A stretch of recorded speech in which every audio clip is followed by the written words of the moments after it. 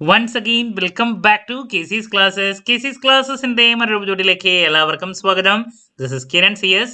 Sreenarayana open university BCom 4th സെമസ്റ്ററിൽ next നടക്കാൻ പോകുന്ന ഏറ്റവും ഇമ്പോർട്ടൻ്റ് ആയിട്ടുള്ള പ്രോബ്ലം പേപ്പറാണ് പ്രാക്ടിക്കൽ ടാക്സേഷൻ. സോ ഈ ഒരു പേപ്പറിൻ്റെ എൻറ്റയർ ഡീറ്റെയിൽസിലോട്ടാണ് നമ്മളിന്ന് പോകുന്നത്. ഏതൊക്കെയാണ് essay ടോപ്പിക്സ്, എങ്ങനെ പ്രയോറിറ്റൈസ് ചെയ്ത് പഠിക്കണം. then ഈ ഒരു പേപ്പർ എന്ന് പറയുമ്പോൾ 45 മാർക്കിൻ്റെ എക്സാമാണ്, 2 hours ആണ് വരുന്നത്. സോ അതുകൊണ്ട് തന്നെ പഠിക്കുമ്പോൾ ശ്രദ്ധിക്കേണ്ട എല്ലാ ഡീറ്റെയിൽസിലോട്ട് നമുക്ക് 1 by 1 ആയിട്ട് പോകാം. വീട്ടിലോട്ട് പോണേക്കാൾ മുമ്പ് പറയാനുള്ളത്, നമ്മുടെ സ്ഥാപനം Sreenarayana open university BCom BBA എല്ലാ സെമസ്റ്ററിലെയും ക്ലാസ്സസ് പ്രൊവൈഡ് ചെയ്യുന്നുണ്ട്. നമ്മുടെ ആപ്പിലൂടെയാണ് ക്ലാസ്സസ് ആക്സസ് ചെയ്യാൻ സാധിക്കുക.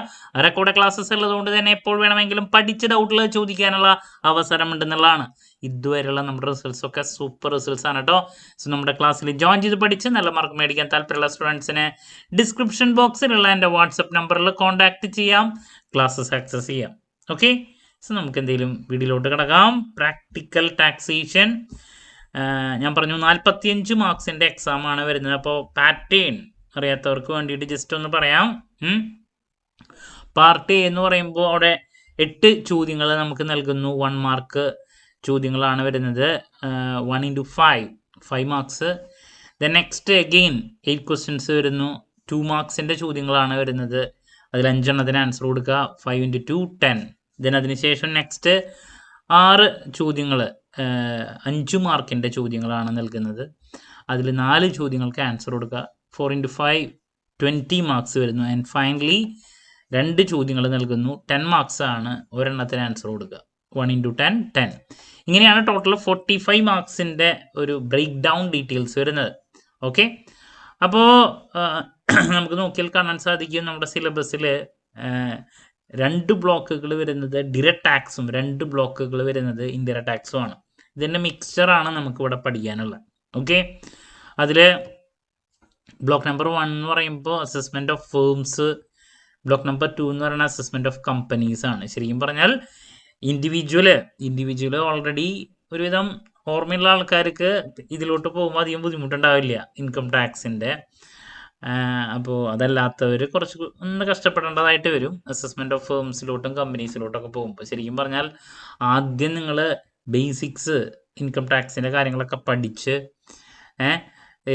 ഇൻഡിവിജ്വലിൻ്റെ കാര്യങ്ങളൊക്കെ ഡീറ്റെയിൽ ആയിട്ട് മനസ്സിലാക്കി അതിനുശേഷം അസസ്മെൻറ്റ് ഓഫ് ഫേംസ്, കമ്പനീസ് അങ്ങനെ പോവുകയാണെങ്കിലാണ് ശരിക്കും പറഞ്ഞാൽ കുറച്ചും കൂടി നന്നായിട്ട് വരാം. ഇത് പ്രാക്ടിക്കൽ ടാക്സേഷൻ എന്ന് പറഞ്ഞിട്ട് ഇങ്ങനെ ഒരു പേപ്പർ ഇട്ടിട്ട് ആദ്യം നമുക്ക് പഠിക്കാനുള്ളത് അസസ്മെൻറ്റ് ഓഫ് ഫേംസ് ആണ്. അപ്പോൾ അതുകൊണ്ട് തന്നെ എനിക്ക് ഈ സിലബസ് ഇട്ടിരിക്കുന്നത് ഞാൻ അത്രയ്ക്ക് എന്താ പറയുക സൂപ്പറാണെന്ന് പറയില്ല. മനസ്സിലായോ? ഇതിനേക്കാൾ മുമ്പ് ശരിക്കും പറഞ്ഞാൽ ബേസിക്സ് പഠിക്കണം. നിങ്ങൾക്ക് ശരിക്കും പറഞ്ഞാൽ ബേസിക്സിന് പഠിക്കാൻ പോകുന്നത് 5th സെമസ്റ്ററിലാണ്. 5th നിങ്ങൾ ഇൻകം ടാക്സിൻ്റെ കാര്യങ്ങളൊക്കെ ഡീറ്റെയിൽ ആയിട്ട് പഠിക്കാൻ പോകുന്നൊരു പേപ്പറിൽ. അപ്പോൾ ഇതെന്തുകൊണ്ടാണ് ഇങ്ങനെ സിലബസ് ഇട്ടിരിക്കുന്നതെന്ന് ചോദിച്ചിട്ടുണ്ടെങ്കിൽ നോ ഐഡിയ. ഓക്കെ, അപ്പോൾ ആദ്യം നിങ്ങൾ പഠിക്കേണ്ട കാര്യങ്ങൾ ഇനി ഇൻകം ടാക്സിൻ്റെ ബേസിക്സൊക്കെ 5th വരാൻ പോകുന്ന സെമസ്റ്ററിലാണ് പഠിക്കുന്നത്. അപ്പോൾ അതിൻ്റെ ഒരു വശക്കേട് ഇതിനുണ്ട് കേട്ടോ. എന്നാലും നമുക്ക് GSTയുടെ ഏരിയസിലോട്ട് പോകുമ്പോൾ അത് ബേസ് മുതലാണ് വരുന്നത്. ഇൻകം ടാക്സിൻ്റെ കേസിലോട്ട് പോകുമ്പോഴാണ് ഞാൻ ഈ പ്രശ്നം പറഞ്ഞത്. ശരിക്കും നിങ്ങൾ ഈ ഫേമിൻ്റെ ഏരിയയിലോട്ട് പോണേക്കാൾ മുമ്പ് ഇൻഡിവിജ്വൽ പഠിക്കണം. അതാണ് ഇതിൻ്റെ പ്രശ്നം. അപ്പോൾ എന്തോ ആവട്ടെ, നമുക്ക് എന്തെങ്കിലും ഇനി കാര്യത്തിലോട്ട് കിടക്കാം. അപ്പോൾ ഇതിൽ ബ്ലോക്ക് നമ്പർ 1 ഫേം ആണെന്ന് പറഞ്ഞു. ബ്ലോക്ക് നമ്പർ 2 കമ്പനീസ് ഉണ്ട്. പിന്നെ ബ്ലോക്ക് നമ്പർ 3, 4. അപ്പോൾ കഴിഞ്ഞ എക്സാം പ്രോബ്ലം പേപ്പർ ഫിനാൻഷ്യൽ മാനേജ്മെൻറ്റിൻ്റെ ഉണ്ടായിട്ട് അതിൽ മുഴുവൻ ചോദിച്ചത് തിയറി ക്വസ്റ്റ്യൻസ് ആണ്. നമുക്കതിൽ പ്രോബ്ലംസ് ഒരുപാടുള്ളതാണ്. അപ്പോൾ ഞാൻ പറഞ്ഞിട്ടായിരുന്നു ആദ്യത്തെ എക്സാമാണ് വരുന്നത്. ആദ്യമായിട്ട് നിങ്ങളാണ് ഇതിൻ്റെ എക്സാം എഴുതുന്നത്. ഇതിനേക്കാൾ മുമ്പൊരു പ്രീവിയസ് ഇയർ ക്വസ്റ്റ്യൻ പേപ്പർ എന്ന് പറയാനില്ല. അപ്പോൾ അതുകൊണ്ട് തന്നെ ഇവർ എങ്ങനത്തെ പേപ്പറാണ് ഇടുക എന്നുള്ളത് നമുക്കറിയില്ല. ഞാൻ കഴിഞ്ഞ പ്രാവശ്യത്തെ എക്സാമിൻ്റെ സമയത്ത് തന്നെ പറഞ്ഞിട്ടുള്ളതാണ്. ഇപ്പോൾ മറ്റുള്ള യൂണിവേഴ്സിറ്റീസിലൊക്കെ ഫിനാൻഷ്യൽ മാനേജ്മെൻറ്റ് എന്ന് പറയുമ്പോൾ അവിടെ പ്രോബ്ലം പേപ്പറാണ്. അപ്പോൾ അതുകൊണ്ട് തന്നെ 60% പ്രോബ്ലം, 40% തിയറി അങ്ങനെയാണ് വരാറ്. അപ്പോൾ അതിൻ്റെ ബേസിലാണ് പറഞ്ഞത്. ബട്ട് മുഴുവൻ തിയറി വന്നു. അപ്പോൾ മേ ബി ഡിസ്റ്റൻസ് ആയിട്ട് കുട്ടികൾ പഠിക്കുന്നതുകൊണ്ട് തന്നെ പ്രോബ്ലംസ് ചെയ്യാനുള്ള ബുദ്ധിമുട്ട് കൊണ്ടായിരിക്കാം. അവർ റെഗുലറായിട്ട് കോളേജിൽ പഠിച്ചിട്ട് എഴുതുന്നവരല്ലല്ലോ. സോ അതുകൊണ്ടായിരിക്കാം കുട്ടികളെ സപ്പോർട്ട് ചെയ്യാൻ വേണ്ടിയിട്ട് ഇങ്ങനെ തിയറി ചോദ്യങ്ങൾ കൂടുതൽ ഇടുന്നത്. മനസ്സിലായോ? ബട്ട് ഇപ്പോൾ കാലിക്കറ്റ് യൂണിവേഴ്സിറ്റിയിലൊക്കെ ഡിസ്റ്റൻസ് ആണെങ്കിലും അവർ പ്രോബ്ലംസ് തന്നെയാണ് എല്ലാത്തിലും ഇടുക. തിയറി എന്ന് പറയുന്നത് കുറവായിരിക്കും പ്രോബ്ലം പേപ്പേഴ്സിൽ. അപ്പോൾ ഇവിടെ ഇത് പ്രോബ്ലം പേപ്പറാണ്, ബട്ട് തിയറി ഉണ്ട്. ഇപ്പോൾ ഫിനാൻഷ്യൽ മാനേജ്മെൻറ്റിൽ നമ്മൾ അങ്ങനെ കണ്ടതുകൊണ്ട് ഇവിടെ എങ്ങനെയായിരിക്കും എന്നുള്ളത് കുട്ടികൾ ചോദിക്കുന്നുണ്ട്. എന്തായാലും ഇപ്പോൾ തിയറി കുറച്ച് മികച്ച് നിൽക്കാൻ സാധ്യതയുണ്ട്, എന്നാലും ഇതിൽ പ്രോബ്ലംസ് ഉണ്ട്. പിന്നെ തിയറി പഠിച്ചാലേ നമുക്ക് പ്രോബ്ലം ചെയ്യാൻ പറ്റുള്ളൂ, അങ്ങനെ ഒരു കാര്യമുണ്ട്. അപ്പോൾ എന്തായാലും എൻ്റെ അടുത്ത് ഞാൻ പറയാൻ കാരണം കുറേ പേര് പ്രോബ്ലം പഠിക്കണമെന്നുള്ളത് ചോദിക്കുന്നുണ്ട്. അപ്പോൾ ഫസ്റ്റ് ആദ്യമായിട്ടല്ലേ ഇങ്ങനത്തെ ഒരു പേപ്പർ വരുന്നത്, അപ്പോൾ നമുക്ക് പ്രോബ്ലം പഠിച്ചു പോകണ്ട എന്നുള്ളത് പറഞ്ഞുതരാൻ അങ്ങനെ ഞാൻ പറയില്ല. എന്തായാലും പ്രോബ്ലം പഠിക്കണം. തിയറി പഠിച്ചാൽ പ്രോബ്ലം ചെയ്യാൻ കിട്ടുന്നുള്ളതാണ്. അപ്പോൾ തിയറി മാത്രം പഠിച്ചു പോകാതിരിക്കുക. അപ്പോൾ നമ്മൾ 2 essay തരുമ്പോൾ അതിലൊരു തിയറി ഒരു പ്രോബ്ലം പ്രതീക്ഷിക്കുന്നു. അത് തന്നെ 5 മാർക്കിൻ്റെ ചോദ്യത്തിൽ ടോട്ടൽ 6 ചോദ്യങ്ങൾ വരുമ്പോൾ അതിലൊരു 3 പ്രോബ്ലമോ അല്ലെങ്കിൽ മിനിമം 2 പ്രോബ്ലം എങ്കിലും പ്രതീക്ഷിക്കുന്നുണ്ട്. 3 പ്രോബ്ലം 3 തിയറി അങ്ങനെ വരാൻ സാധ്യതയുണ്ട്. എ പാർട്ടും ബി പാർട്ടിലും മിക്കതും അല്ലാതെ 1 മാർക്സ് ആയതുകൊണ്ട് തന്നെ തിയറി മാത്രമായിരിക്കും ഉണ്ടാവുക. ബി പാർട്ടിലോട്ട് പോകുന്ന സമയത്ത് ടോട്ടൽ 8 ചോദ്യത്തിൽ ഒരു പ്രോബ്ലം, ചെറിയൊരു പ്രോബ്ലം വരാൻ സാധ്യതയുണ്ട് കേട്ടോ. അപ്പോൾ ഇതൊക്കെയാണ് നമ്മൾ പ്രതീക്ഷിക്കുന്ന കാര്യങ്ങൾ. അപ്പോൾ എസ് എന്ന് പറയുമ്പോൾ ഒരെണ്ണം GST ഏരിയയിൽ നിന്നും ഒരെണ്ണം ഡിറക്റ്റ് ടാക്സിൽ നിന്നും. ഇപ്പോൾ ആദ്യത്തെ 2 ബ്ലോക്ക് ഞാൻ പറഞ്ഞു ഡിറക്റ്റ് ടാക്സ് ആണ്, ബാക്കി 2 ഇൻഡയറക്റ്റ് ടാക്സ് ആണ്. അപ്പോൾ GSTയിൽ നിന്ന് ഞാൻ ബേസിക്സ്, GST എന്താണ്, ഡിഫറെൻറ്റ് ടൈപ്സ് ഓഫ് GST, അതിൻ്റെ അഡ്വാൻറ്റേജസ്, ഡിസഡ്വാൻറ്റേജസ്, സ്കോപ്പ്, അങ്ങനത്തെ ഒരു ചോദ്യം ബേസിക് തിയറി ഒരു essay പ്രതീക്ഷിക്കുന്നുണ്ട്.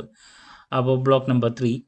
പിന്നെ ഫേമിൽ നിന്ന് കമ്പനിയിൽ നിന്ന് രണ്ടിൽ നിന്നും ഒരു പ്രോബ്ലത്തിനുള്ള സ്കോപ്പ് ഉണ്ട്. എന്ന് വെച്ചിട്ടുണ്ടെങ്കിൽ ഇവിടെ യൂണിറ്റ് നമ്പർ 2 ബുക്ക് പ്രോഫിറ്റ് അല്ലെങ്കിൽ ടാക്സബിൾ ഇൻകം കണ്ടുപിടിക്കാൻ വേണ്ടിയിട്ടുള്ള ഫേമിൽ നിന്ന്, അത് കമ്പനിയിൽ നിന്നാവാം. ചിലപ്പോൾ കമ്പനിയിൽ നിന്നാവാം ആ ടാക്സബിൾ ഇൻകം എത്രയാണ് കമ്പനിയുടെ, അങ്ങനത്തെ ഒരു ചോദ്യം പ്രോബ്ലത്തിന് ഇടാനുള്ള സ്കോപ്പാണ്, അല്ലെങ്കിൽ ഫേമിൽ നിന്ന്. അപ്പോൾ ഇങ്ങനെയാണ് essay പ്രതീക്ഷിക്കുന്നത്. പിന്നെയുള്ള ചോദ്യങ്ങളൊക്കെ 2 മാർക്സ് 1 മാർക്സ് 5 മാർക്സിന് വരുന്ന ഏതൊക്കെയാണെന്നുള്ളത് ഇനി ഡീറ്റെയിൽ ആയിട്ട് പറയാം. ദെൻ ചങ്ക് മൊഡ്യൂൾസ് ഏതൊക്കെയാണെന്ന് ചോദിച്ചിട്ടുണ്ടെങ്കിൽ എന്തായാലും ബ്ലോക്ക് നമ്പർ 3 GSTയുടെ ബേസിക്സിൽ നിന്ന് ഒരുപാട് ചോദ്യങ്ങൾ പ്രതീക്ഷിക്കുന്നുണ്ട്. പിന്നെ ഈ പറയുന്ന ഫയലിംഗ് ഓഫ് GST റിട്ടേണിലും ചോദ്യങ്ങളുണ്ട്. അപ്പോൾ ഒന്നും പഠിച്ചു കഴിയാത്ത കുട്ടികളുണ്ടെങ്കിൽ GSTയുടെ ബേസിക്സ് കാര്യങ്ങൾ പഠിച്ചാൽ തന്നെ നിങ്ങൾ പാസ്സായി. പിന്നെ ഇതിൽ നിന്നുള്ള ഞാൻ പറയുന്ന കുറച്ച് ഏരിയാസ്, ഈ റിട്ടേണിലത്തെ ഫയലിംഗ് ഓഫ് GST റിട്ടേൺ അങ്ങനെ നോക്കിക്കഴിഞ്ഞാൽ തന്നെ നിങ്ങൾക്ക് പാസ്സാകാൻ പറ്റും. അപ്പോൾ ഒന്നും പഠിച്ചു കഴിയാത്തവർ ആദ്യം ബ്ലോക്ക് നമ്പർ 3 വെച്ച് പഠനം ആരംഭിക്കുന്നത് ഏറ്റവും നന്നായിരിക്കും എന്നാണ് ഞാൻ പറയാം. ബ്ലോക്ക് നമ്പർ 3 വെച്ചിട്ട് ബേസിക്സ് ഓഫ് GST അതിലുള്ള ബേസിക് തിയറീസ് പഠിച്ച് അവസാനിപ്പിക്കാൻ കുറച്ചുകൂടി എളുപ്പമാണ്. അപ്പോൾ ബ്ലോക്ക് നമ്പർ 3 പഠിക്കുക, ഇതിലത്തെ ബേസിക് തിയറി പഠിച്ചാൽ തന്നെ നിങ്ങൾ പാസ്സായി. അതിനുശേഷം നിങ്ങൾ ഈ പറയുന്ന കമ്പനി, ഫേം, അതിൻ്റെ ഡീറ്റെയിൽസിലോട്ട് പോയാലും മതി എന്നുള്ളതാണ്. ഒന്നും കഴിയാത്തവർക്ക് വേണ്ടിയിട്ടാണ് പറഞ്ഞത്. ഓക്കെ, അല്ലാത്തവർ ഓർഡറിൽ പഠിക്കാം. അപ്പോൾ നമുക്ക് സ്റ്റാർട്ട് ചെയ്യാം. കമ്പ്യൂട്ടേഷൻ ഓഫ് ഫേംസ് ഇൻകം ആണ്. അപ്പോൾ അതിലാദ്യം ശരിക്കും ഞാൻ പറഞ്ഞില്ല, ഇത് ഇൻകം ടാക്സ് ബേസിക്സ് പഠിച്ച് ഇൻഡിവിജ്വലൊക്കെ കംപ്ലീറ്റ് ആയതിനു ശേഷം പഠിക്കേണ്ടതാണ് ഈ ഫേം. ബട്ട് നമ്മൾ ഇങ്ങനെ സിലബസ് ഇട്ടതുകൊണ്ട് തന്നെ നമ്മൾ ഈ ഓർഡറിൽ പഠിച്ചു പോവാം. ഓക്കെ, അപ്പോൾ ഇതിൽ നമുക്ക് എക്സ്പെക്ട് ചെയ്യേണ്ട ചോദ്യങ്ങൾ, അസസ്മെൻറ്റ് ഓഫ് ഫേം സെക്ഷൻ 184, ഇത് തിയറി ആയിട്ട് നമുക്ക് ചോദിക്കാം. ഈ ഒരു കാര്യം assessment of firm when section 184 not complied with എന്നോ അല്ലെങ്കിൽ സെക്ഷൻ 184 എന്താണെന്നുള്ളത്, ഈ 4 പോയിന്റില്ലേ, it must satisfy the following conditions under section 144. ഈ സെക്ഷൻ 184 കാര്യങ്ങളാണ് ഇതൊക്കെ. അപ്പോൾ ഇത് നമുക്ക് ചിലപ്പോൾ 2 മാർക്കിൻ്റെ ചോദ്യമായിട്ട് ചോദിക്കാം. അപ്പോൾ ഒന്ന് നോക്കി വെച്ചോളൂ. അതുപോലെ തന്നെ determination of remuneration to working partners എന്ന് പറഞ്ഞിട്ട് നെക്സ്റ്റ് ഈ 4 പോയിന്റ്സ് തിയറിക്ക് നോക്കി വയ്ക്കുക.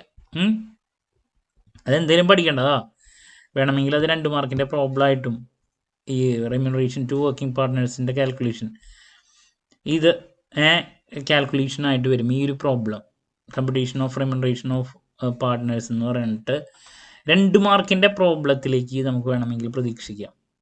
ബുക്ക് പ്രോഫിറ്റ് സ്റ്റെപ്പ് കണ്ടുപിടിക്കുക, അതിനുശേഷമുള്ള കാര്യങ്ങൾ ഇതറിഞ്ഞാൽ മാത്രമേ നമുക്ക് ഫുൾ പ്രോബ്ലത്തിലോട്ട് പോകാനും പറ്റുള്ളൂ. അപ്പോൾ ഈ പ്രോബ്ലം 2 മാർക്സിന് പ്രതീക്ഷിക്കുന്നുണ്ട് കേട്ടോ. 2 മാർക്സിനോ അല്ലെങ്കിൽ 5 മാർക്കിൻ്റെ പ്രോബ്ലം ആയിട്ടും നമുക്ക് പ്രതീക്ഷിക്കാം. അപ്പോൾ ആ രീതിയിൽ ഇതൊന്ന് നോക്കി വയ്ക്കുക, സ്കിപ്പ് ചെയ്ത് പോരുത്.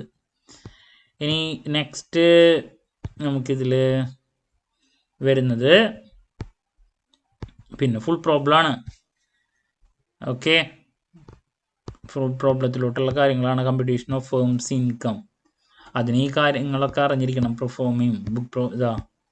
അപ്പം ഇങ്ങനത്തെ ഒരു പ്രോബ്ലമാണ് നമുക്ക് നെക്സ്റ്റ് പഠിക്കാനുള്ളത്. അപ്പോൾ അത് SCക്ക് ചോദിക്കും എന്നുള്ളത് നമുക്ക് അറിഞ്ഞുകൂടാ. 10 മാർക്കിൻ്റെയിലേക്ക് നമുക്ക് വേണമെങ്കിൽ ചോദിക്കാം. ശരിക്കും പറഞ്ഞാൽ ഈ ഇപ്പം പറഞ്ഞ യൂണിറ്റിൽ നമുക്ക് വരുന്നുണ്ടെങ്കിൽ 10 മാർക്കിൻ്റെ ഒരു ചോദ്യം വരാം. തിയറിയിൽ ഞാൻ പറഞ്ഞു 2 മാർക്സ് എന്നുള്ള ചോദ്യങ്ങളുണ്ട്. പിന്നെ 5 മാർക്കിനുള്ള ചോദ്യങ്ങളോ 5 മാർക്കോ അല്ലെങ്കിൽ 2 മാർക്സോ ആയിട്ട് ആ റിമ്യൂണറേഷൻ ടു വർക്കിംഗ് പാർട്ട്നേഴ്സ് വരാം. നെക്സ്റ്റ് ബുക്ക് പ്രോഫിറ്റ് എന്താണെന്ന് നോക്കുക. ദെൻ അതിൻ്റെ പെർഫോമ നോക്കുക. പെർഫോമ 5 മാർക്കിന് തന്നെ ചോദിക്കാം. പിന്നെ അഗെയിൻ ഇതിൽ ഈ പ്രോബ്ലമാണ് വരുന്നത്, ഡിറ്റർമിനേഷൻ. അപ്പോൾ essay ഇട്ട് നേരത്തെയോ അല്ലെങ്കിൽ അതിൻ്റെ കണ്ടിന്യൂഷൻ, അത് കഴിഞ്ഞാലേ ഇത് നമുക്ക് ചെയ്യാൻ പറ്റുള്ളൂ. അപ്പോൾ പ്രോബ്ലമായിട്ട് നമുക്ക് ഈ ഒരു കാര്യം പ്രതീക്ഷിക്കാം. പിന്നെ അതിൻ്റെ ടാക്സ് ലൈബിലിറ്റി കണ്ടുപിടിക്കാൻ വേണ്ടിയിട്ടുള്ള കാര്യങ്ങളാണ് നമുക്ക് ലാസ്റ്റ് വരുന്നത് കേട്ടോ. അപ്പോൾ എല്ലാം കൂടിയിട്ടുള്ള വർക്കിംഗ് ആണ് ലാസ്റ്റ് വരുന്നത്. സോ പ്രോബ്ലം എന്ന് പറയുമ്പോൾ ടാക്സ് ലൈബിലിറ്റി കണ്ടുപിടിക്കലാണ് മൊത്തത്തിൽ വരുന്നത്. അപ്പോൾ അതിൽ ആദ്യത്തെ സ്റ്റെപ്പാണ് ഈ പറയുന്ന റിമ്യൂണറേഷൻ ടു വർക്കിംഗ് പാർട്ട്നേഴ്സ്, പിന്നെ ബുക്ക് പ്രോഫിറ്റ്, പിന്നെ total income computation, then last tax liability. അപ്പോൾ ടാക്സ് ലൈബിലിറ്റി കണ്ടുപിടിക്കാൻ വേണ്ടിയുള്ള ഒരു ഫുൾ പ്രോബ്ലമോ 10 മാർക്കിന്, അതല്ലെങ്കിൽ ടോട്ടൽ ഇൻകം വരെയുള്ളത് അതാണ് 2 essayയിൽ ഒരെണ്ണം ഇടുന്നുണ്ടെങ്കിൽ ഇടാം. അതല്ലെങ്കിൽ ചിലപ്പോൾ ബേസിക്സ് മാത്രം പറഞ്ഞിട്ട് അവസാനിപ്പിക്കാം. അപ്പോൾ ഒന്നും പഠിച്ചു കഴിയാത്തവർ, ഞാൻ അതുകൊണ്ടാണ് പറഞ്ഞത്, ചെയ്ത് വരാൻ കുറച്ച് ടൈമുള്ളത് കൊണ്ട് തന്നെ നിങ്ങൾ ആദ്യം എന്ത് ചെയ്യുക, GST ഏരിയയിലോട്ട് പോയിട്ട് പിന്നെ ഇതിലേക്ക് വന്നാലും മതി. ഇതിൽ ടേമുകൾ ഞാൻ പറഞ്ഞു നോക്കുക, എന്തെങ്കിലും നോക്കാം കേട്ടോ. 184ൻ്റെ കാര്യങ്ങൾ നിർബന്ധമായി നോക്കിയിരിക്കണം. പിന്നെ മെയിനായിട്ട് ടേമുകളുള്ളത് ഈ ബുക്ക് പ്രോഫിറ്റ് എന്താണെന്നുള്ളത് നോക്കിയിരിക്കണം. ഓക്കെ, റിമ്യൂണറേഷൻ ടു വർക്കിംഗ് പാർട്ട്നേഴ്സിൻ്റെ ബേസിക് തിയറി എന്തെങ്കിലും നോക്കണം. ഓക്കെ, അങ്ങനെയുള്ള കാര്യങ്ങൾ നോക്കി വയ്ക്കുക. ഇത് ശരിക്കും പറഞ്ഞാൽ വലിയ ടോപ്പിക്സ് ആണ്, വലിയ ടോപ്പിക്കാ ഈ പറയുന്ന കമ്പ്യൂട്ടേഷൻ ഓഫ് ഫേം എന്ന് പറഞ്ഞാലും നെക്സ്റ്റ് വരാൻ പോകുന്ന യൂണിറ്റ് കമ്പനി എന്ന് പറഞ്ഞാലും വലുതാണ്. MCOM പഠിക്കുന്ന കാര്യങ്ങളാണ്.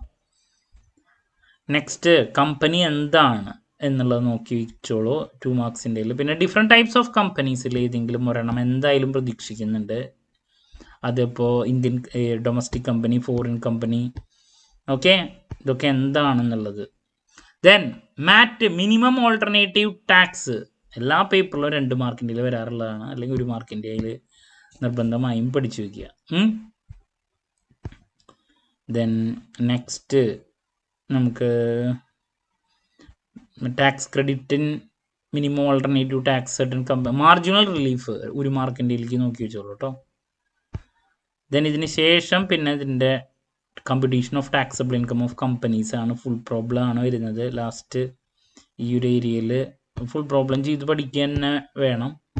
അപ്പോൾ ശരിക്കും പറഞ്ഞാൽ ഈ ഒരു യൂണിറ്റിൽ നിന്ന് ഈ കമ്പനീനെ പറ്റിയിട്ടുള്ള ബേസിക്സ്, പിന്നെ മാറ്റ് എന്താണ്, പിന്നെ നമുക്ക് ലാസ്റ്റ് പ്രോബ്ലം ഫുൾ പ്രോബ്ലം ആണ്. അപ്പോൾ ഈ ഒരു ചോദ്യം essayക്ക് പ്രോബ്ലത്തിന് ശരിക്കും പറഞ്ഞാൽ ഇടുന്നുണ്ടെങ്കിൽ 2 സ്കോപ്പാണ് വരുന്നത്. ഒന്നുകിൽ കമ്പനീസിൻ്റെ total income and tax liability, അല്ലെങ്കിൽ ഫേമിൻ്റെ, ഇത്രയാണ് വരുന്നത്. ഈ 2 ബ്ലോക്കുകളുടെയും പ്രത്യേകത എന്ന് വെച്ചിട്ടുണ്ടെങ്കിൽ ഈ ബ്ലോക്കിൽ നിന്ന് ചെറിയ മാർക്കിൻ്റെ ചോദ്യങ്ങൾക്ക് സ്കോപ്പ് ഉണ്ടെങ്കിലും അല്ലാണ്ടെന്ന് പറയാൻ പറ്റില്ല.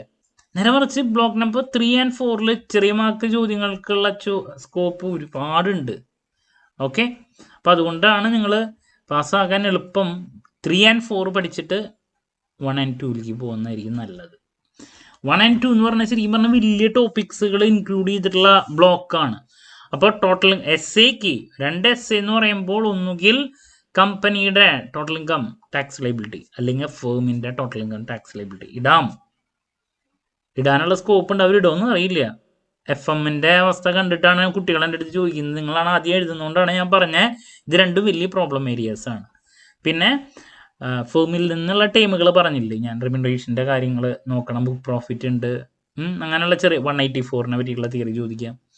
ദെൻ പാർട്ട്ണർ ആരാണ്, ഫേം ആരാണ്, അങ്ങനെയുള്ള തിയറി ചോദിക്കാം. പാർട്ണർഷിപ്പ് ഡീഡ് എന്താണ്, അതൊക്കെ നോക്കി വെച്ചോളൂ തിയറിക്ക്. കമ്പനിയിലോട്ട് വരുന്ന സമയത്ത് ടാക്സ് ലൈബിലിറ്റി കണ്ടുപിടിക്കലാണ്. പിന്നെ മാറ്റ് ഉണ്ട് തിയറി ആയിട്ട് ചോദിക്കാൻ, കമ്പനിയുടെ ഡിഫറെൻറ്റ് ടൈപ്സ് ഉണ്ട്, അങ്ങനെയുള്ള ചോദ്യങ്ങളൊക്കെ നമുക്ക് എക്സ്പെക്ട് ചെയ്യാം. ഡിഫറെൻറ്റ് ടൈപ്സ് ഓഫ് കമ്പനീസ്, ഒക്കെയാണ് തിയറിക്ക് നമ്മൾ പ്രതീക്ഷിക്കുന്ന കാര്യങ്ങൾ കേട്ടോ. ഇനി GST ആണ്. അപ്പോൾ ഞാൻ പറഞ്ഞു GSTയിൽ നിന്ന് ഞാൻ 1 മാർക്ക് 2 മാർക്ക് എല്ലാ പാർട്ടിലുള്ള ചോദ്യങ്ങൾ പ്രതീക്ഷിക്കുന്നുണ്ട്. അപ്പോൾ GST എന്താണ് എന്തായാലും പഠിക്കുക, 1 മാർക്കിൻ്റെ ചോദ്യം. ദെൻ അതിനുശേഷം നെക്സ്റ്റ് നമുക്ക് പ്രതീക്ഷിക്കാൻ സാധിക്കുന്ന different types of taxes. Direct tax എന്താണെന്ന് നോക്കി വെച്ചോളൂ. അതുപോലെ തന്നെ ഇൻഡയറക്റ്റ് ടാക്സ് എന്താണ്, ഈ പറയുന്ന തിയറീസ് സ്കിപ്പ് ചെയ്യാതിരിക്കുക കേട്ടോ. ഡയറക്റ്റ് ടാക്സ് എന്താണ്, ഇൻഡയറക്റ്റ് ടാക്സ് എന്താണ്, അതിൻ്റെ ഫീച്ചേഴ്സ്. ഓക്കെ, അതിനുശേഷമാണ് നമുക്ക് GST കാണാൻ സാധിക്കുക. സ്ട്രക്ചർ ഓഫ് GST നിർബന്ധമായും പഠിക്കുക. CGST, SGST, UTGST, IGST. അപ്പോൾ എന്താണ് GST, അതിൻ്റെ സ്ട്രക്ചർ, ഇത് SAക്ക് ചോദിക്കാം. അത് മാത്രമല്ലാണ്ട് ഓരോ കാര്യങ്ങൾ സെപ്പറേറ്റും ചോദിക്കാം. വളരെ ഇമ്പോർട്ടൻ്റ് ആണ്. SAക്ക് 2 മാർക്സ് എങ്ങനെ വേണമെങ്കിൽ ചോദിക്കാം. SGSTയുടെ ഫീച്ചേഴ്സ്, IGSTയുടെ ഫീച്ചേഴ്സ്, അല്ലെങ്കിൽ SA ആയിട്ട് മൊത്തത്തിൽ അങ്ങനെയും ചോദിക്കുക എന്നുള്ളതാണ്. ദെൻ നെക്സ്റ്റ് GST റേറ്റ്സ് ഉണ്ട്, നോക്കി വെച്ചോളൂ. അതിനുശേഷം സപ്ലൈ ആണ്. സപ്ലൈ എന്താണ് 2 മാർക്കിൻ്റെ ചോദിക്കും. അതുപോലെ തന്നെ കോമ്പോസിറ്റ് സപ്ലൈ എന്താണ്, മിക്സഡ് സപ്ലൈ എന്താണ്, ഇതൊന്നും സ്കിപ്പ് ചെയ്യാനില്ല കേട്ടോ. 1 മാർക്ക് 2 മാർക്ക് അങ്ങനെയല്ലേ പ്രതീക്ഷിക്കുന്നുള്ളൂ. മിക്സഡ് സപ്ലൈ എന്താണ്, അതുപോലെ തന്നെ കോമ്പോസിറ്റ് സപ്ലൈ എന്താണ് എന്നുള്ളത് നോക്കി വയ്ക്കുക. 2 മാർക്കിൻ്റെ പ്രതീക്ഷിക്കാം. Then time of supply 2 marks ചോദ്യം. ITC വളരെ ഇമ്പോർട്ടൻ്റ് ആണ്. ഇൻപുട്ട് ടാക്സ് ക്രെഡിറ്റ് എന്താണ്, അത് ക്ലെയിം ചെയ്യണമെങ്കിലുള്ള കാര്യം, അതിൻ്റെ ബെനഫിറ്റ്സ് 5 മാർക്കിൻ്റെ പ്രതീക്ഷിക്കുന്ന ഒരു ചോദ്യമാണ് കേട്ടോ. Benefits of input tax credit വളരെ ഇമ്പോർട്ടൻ്റ് ആണ്. ഇനി ടാക്സ് ഇൻവോയ്സ് എന്താണ്, 1 മാർക്ക് ചോദ്യം. ശരിക്കും പറഞ്ഞാൽ GSTയുടെ ബേസിക്സ് ഇപ്പോൾ പറഞ്ഞുകൊണ്ടിരിക്കുന്നില്ലേ, ഇതിൽ ഞാൻ പറയുന്ന ഒന്നും സ്കിപ്പ് ചെയ്യാതിരിക്കുക. 2 മാർക്ക് 1 മാർക്കിൽ ഏറ്റവും കൂടുതൽ സാധ്യതയുള്ളത് ഈ ഒരു യൂണിറ്റാണ്. അപ്പോൾ ടാക്സ് ഇൻവോയ്സ് ഞാൻ പറഞ്ഞു നോക്കണം എന്നുള്ളത് 2 മാർക്കിൻ്റെ. Then next GST composition scheme എന്താണ്, 2 മാർക്സ് ചോദ്യം. GSTN functions of GSTN 2 marks question. Functions of GSTN 2 മാർക്കിൻ്റെ ചോദ്യത്തിൽ. HSN എന്താണ്, സാക്ക് എന്താണ്, ഇതിൽ ഏതെങ്കിലും ഒരെണ്ണം എല്ലാ പേപ്പറിലും വരാറുണ്ട്. സാക്ക് എന്താണ്, HSN എന്താണ്, ഇതൊക്കെ 1 മാർക്കോ 2 മാർക്കോ ചോദ്യമാണ്. അപ്പോൾ ആ രീതിയിൽ മാത്രമേ പഠിക്കണ്ടോ, വലിച്ചു വാരി പഠിക്കണ്ട, മാറി മാറി വരുന്നതാണ് കേട്ടോ HSNും സാക്കും. നേരത്തെ GSTN പറഞ്ഞു. അതുപോലെ തന്നെ GSTIN എന്താണ്, ഇതൊക്കെ എന്താണെന്ന് മാത്രം പഠിക്കേണ്ട ആവശ്യമുള്ളൂ. അപ്പോൾ ഈ യൂണിറ്റ് ഞാൻ ഇപ്പോൾ പറഞ്ഞില്ലേ, ഇതിൽ ഞാൻ പറഞ്ഞ കാര്യങ്ങളൊക്കെ നോക്കിയോളൂ. ഒരു SA 2 മാർക്സ് 1 മാർക്സ് 5 മാർക്സിനൊക്കെ സ്കോപ്പുള്ളൊരു വളരെ ഇമ്പോർട്ടൻ്റ് ആയിട്ടുള്ള യൂണിറ്റാണ് കേട്ടോ ഇത്. Next accounts and records under GST ആണ്. അതിൽ ഡെബിറ്റ് നോട്ട്, ക്രെഡിറ്റ് നോട്ട്, ഇതിൽ ഏതെങ്കിലും ഒരെണ്ണം വരാറുണ്ട് 2 മാർക്കിൻ്റെ ചോദ്യമായിട്ട്. നോക്കി വയ്ക്കുക, ഡെബിറ്റ് നോട്ടോ ക്രെഡിറ്റ് നോട്ടോ. ദെൻ വളരെ ഇമ്പോർട്ടൻ്റ് ആയിട്ടുള്ള ഒരു ഏരിയ ആണ് അടുത്തത് വരുന്നത്. ഈ പറയുന്ന ഇലക്ട്രോണിക് ക്യാഷ് ലെഡ്ജർ ഉണ്ട്, ക്രെഡിറ്റ് ലെഡ്ജർ ഉണ്ട്, ലൈബിലിറ്റി ലെഡ്ജർ ഉണ്ട്. ഇതിൽ ഏതെങ്കിലും ഒരെണ്ണം ചോദിക്കാം, എല്ലാം കൂടിയിട്ടും ചോദിക്കാം. ഈ ലെഡ്ജറിൽ ഏതെങ്കിലും ഒരെണ്ണം 2 മാർക്ക് ചോദ്യമായിട്ട് ചോദിക്കാറുണ്ട്, എല്ലാ പേപ്പറിലും വരുന്നതാണ് കേട്ടോ. ദെൻ വേ ബില്ല് 2 മാർക്സ് ക്വസ്റ്റ്യൻ. TDS എന്താണ്, TCS എന്താണ്, 2 മാർക്സിന് എന്തായാലും ഉണ്ടാവും. ദെൻ പിന്നെ വീണ്ടും CGST നമ്മൾ നേരത്തെ പറഞ്ഞ കാര്യങ്ങൾ തന്നെ ഇതിൽ വീണ്ടും വരുന്നതാണ് കേട്ടോ. നമ്മൾ ഫസ്റ്റ് പറഞ്ഞില്ല, അത് തന്നെ വീണ്ടും ഉള്ളതാണ്. അപ്പോൾ നേരത്തെ പഠിച്ചാൽ മതി. ITC നമ്മൾ നേരത്തെ പറഞ്ഞ തന്നെയാണ്. പിന്നെ ഇതിൻ്റെ പ്രോബ്ലത്തിന് പിന്നെ അതിൻ്റെ പ്രോബ്ലത്തിന് ഈ എങ്ങനെയാണ് ഇത് നെറ്റ് GST ലൈബിലിറ്റി കണ്ടുപിടിക്കുന്ന പ്രോബ്ലമാണ്. ഞങ്ങൾ കൂടുതൽ തിയറിക്ക് GSTയുടെ ഏരിയയിൽ ഇമ്പോർട്ടൻസ് കൊടുത്ത് പഠിക്കുക കേട്ടോ. Then next refund of tax ആണ്. തിയറിക്ക് നോക്കി വയ്ക്കുക, റീഫണ്ട് ഓഫ് ടാക്സ് എന്താണെന്നുള്ളത് 2 marks. Then filing of GST return, ഇതിലും തിയറി ഒരുപാടുള്ളതാണ്. അതിലാദ്യം GST റിട്ടേൺ എന്താണ്, അതിൻ്റെ benefits of filing GST return നോക്കി വെച്ചോളൂ. പിന്നെ ബെനഫിറ്റ്സ് എന്തെങ്കിലും നോക്കാം. 5 മാർക്കിൻ്റെ ചോദ്യത്തിൽ പ്രതീക്ഷിക്കുന്നൊരു ചോദ്യമാണ്. ദെൻ അതിനുശേഷം filing of GST return online, അതിൻ്റെ steps for filing GST return online. ഇത് നേരത്തെ ഞാൻ പറഞ്ഞില്ലേ, SAക്ക് ബേസിക്സ് ചോദിച്ചില്ലെങ്കിൽ GSTയിൽ നിന്ന് പിന്നെ നമുക്ക് സ്കോപ്പുള്ളതാണ് ഈ ഒരു ചോദ്യം. എങ്ങനെയാണ് GST റിട്ടേൺ ഓൺലൈനായിട്ട് ഫയൽ ചെയ്യുക എന്നുള്ള ഈ ഒരു question.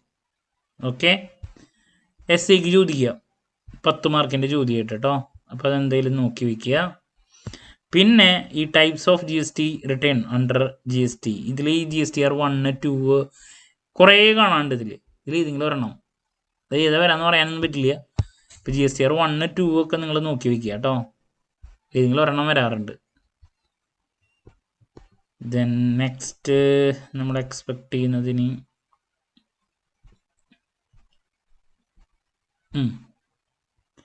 GSTR 1 to 7 return filing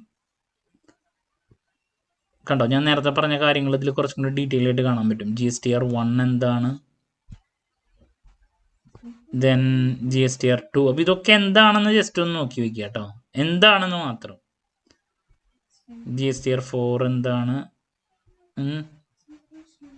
then who is liable four TCS collection under GST, 2 മാർക്കിൻ്റെ ചോദ്യത്തിലേക്ക് നോക്കാം. Then annual return and GSTR 9. GSTR 9 types നോക്കി വെച്ചോളൂ. അപ്പോൾ ഇത്രയ്ക്ക് തന്നെയാണ് ഇതിൽ വരുന്നത്. അപ്പോൾ ഇതിൽ നിങ്ങളുടെ അടുത്ത് പറയാനുള്ളത് ഏറ്റവും ഇമ്പോർട്ടൻ്റ് ആയിട്ടുള്ള യൂണിറ്റ് ഏതൊക്കെയാണെന്നുള്ളതാണ് പറയുന്നത്. നിങ്ങൾ പഠിക്കുമ്പോൾ സ്റ്റാർട്ട് വിത്ത് GSTയിൽ ഞാൻ പറഞ്ഞ ബേസിക്സ് ആദ്യത്തെ യൂണിറ്റിലത്തെ എല്ലാതും നോക്കാം. അതിൽ നിന്ന് ഒരുപാട് ചോദ്യങ്ങൾ വരുന്നു ഞാൻ പറഞ്ഞു. അതിനുശേഷം പറഞ്ഞ അക്കൗണ്ട്സ് ആൻഡ് റെക്കോർഡ്സ് ഉണ്ട്.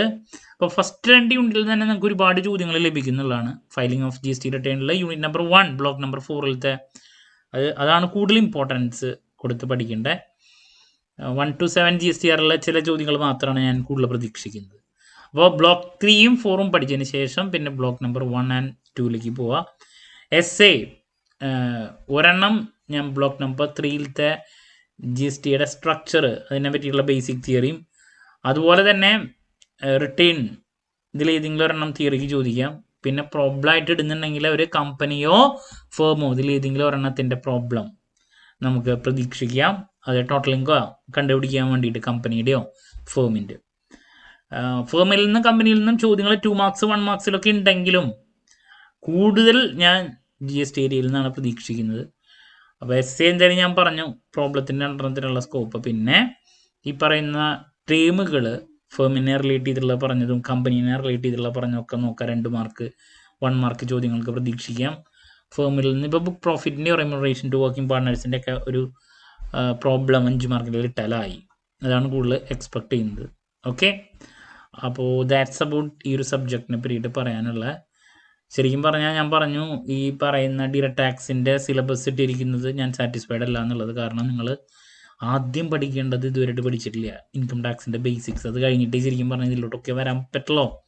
MCOMനാണ് ഇതിടുന്നെങ്കിൽ ഓക്കെയാണ്, പക്ഷേ ഇത് BCom സ്റ്റുഡൻസിന് ഇങ്ങനെ സിലബസ് ഇട്ടിരിക്കുന്നത് കുറച്ച് കഷ്ടമാണ്. GST ആണെങ്കിൽ ആദ്യമായിട്ട് പഠിക്കുകയാണ്, കുഴപ്പമില്ല, ബേസ് മുതലുണ്ട്. ഇതെന്ന് പറയുമ്പോൾ ബേസ് മുതലില്ല, അതിൻ്റെ ഒരു തപ്പിപ്പിടുത്തുണ്ടായിരിക്കും. അപ്പോൾ ക്ലാരിറ്റി കിട്ടിയെന്ന് പ്രതീക്ഷിക്കുന്നു. എന്തായാലും പഠിക്കുമ്പോൾ കൺസെപ്ച്വലൈസ് ചെയ്ത് പഠിക്കുക, മനസ്സിലാക്കി പഠിക്കുക എന്നുള്ളതാണ്, അല്ലാണ്ട് പഠിച്ചിട്ട് കാര്യമില്ല. അപ്പോൾ എന്ത് ഡൗട്ട് ഉണ്ടെങ്കിലും കമൻറ്റ് ചെയ്യാതിനുള്ള മറുപടി ഞാൻ വീഡിയോസിലൂടെ നൽകുന്നതായിരിക്കും. മറ്റൊരു വീഡിയോയുമായി വീണ്ടും കാണാമെന്നുള്ള പ്രതീക്ഷയോടെ നിർത്തുന്നു. This is Kiran CS signing off. Have a nice day. Thank U.